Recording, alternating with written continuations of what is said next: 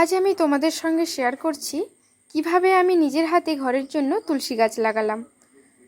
প্রথমে একটা সাধারণ মাটির টব নিয়েছি এবং নিজের পছন্দ মতো রং দিয়ে একটু সাজিয়ে দিয়েছি।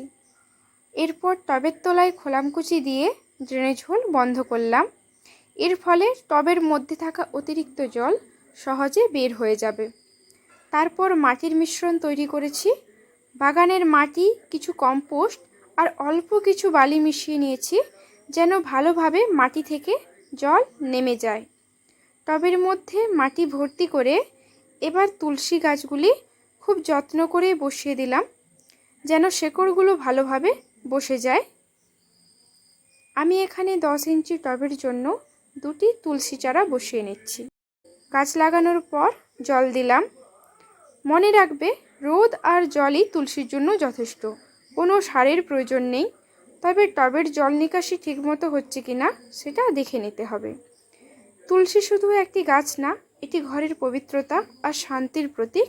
ভালো লাগলে চ্যানেলটি সাবস্ক্রাইব করে দেবেন।